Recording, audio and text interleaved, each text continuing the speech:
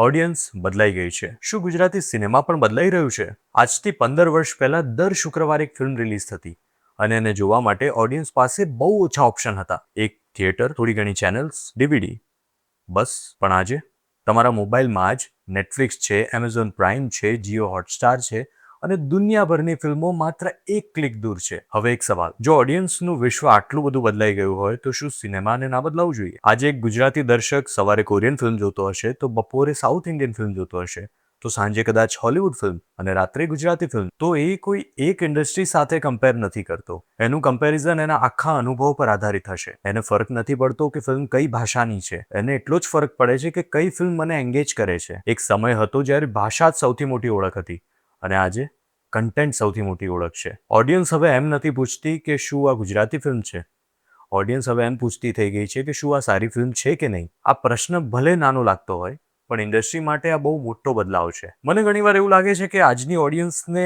Honesty જોઈએ છે, પ્રામાણિકતા જોઈએ છે, એવા કેરેક્ટર્સ જોઈએ છે કે જે રિયલ લાગે, જે સાચા લાગે, એવી વાર્તા જોઈએ છે કે જે પૂરી થયા પછી પણ એમના મનમાં રહે, અથવા એવો સ્ક્રીન પ્લે કે જે દરેક પળ એમને સરપ્રાઈઝ કરે. કારણ કે ઓડિયન્સ માત્ર ફિલ્મને જોતી નથી, એ પોતાનો અનુભવ કમ્પેર કરે છે. અને એવું પણ નથી કે આ બદલાવ માત્ર મેટ્રો સિટીઝમાં આવ્યો છે. આ બદલાવ નાના નાના ગામડા સુધી પણ પહોંચી ગયો છે. કેમ કે જે કન્ટેન્ટ કોઈ મુંબઈ, દિલ્હી કે ન્યુયોર્કમાં બેઠેલો માણસ જોવે છે, એ જ કન્ટેન્ટ કોઈ ગુજરાતના નાના ગામડામાં બેસીને જોઈ રહ્યો હોય. એટલે જ ઓડિયન્સની એક્સપેક્ટેશન બદલાઈ ગઈ છે. પણ શું ગુજરાતી સિનેમા નથી બદલાઈ રહ્યું? મને લાગે છે કે ગુજરાતી સિનેમા બદલાઈ રહ્યું છે અને એ બદલાવ છેલ્લા કેટલાક વર્ષોમાં સ્પષ્ટ દેખાઈ રહ્યું છે. નવી પેઢીના રાઇટર્સ, ડિરેક્ટર્સ અને પ્રોડ્યુસર્સ નવા વિષયો પર કામ કરી રહ્યા છે, જે ખરેખર બહુ સારી બાબત છે. નવી ભાષા, નવી રજૂઆત અને નવા પ્રયોગો થઈ રહ્યા છે. પરંતુ હજુ આ ગતિને વેગ આપવાની જરૂર છે, કારણ કે દરેક સફળ ઇન્ડસ્ટ્રીનો વિકાસ એના ઓડિયન્સ કે એના કન્ઝ્યુમરના વિકાસ સાથે જોડાયેલો છે. અને આજે આ ગુજરાતી ઓડિયન્સ નવા વિષયો સ્વીકારવા માટે તૈયાર છે.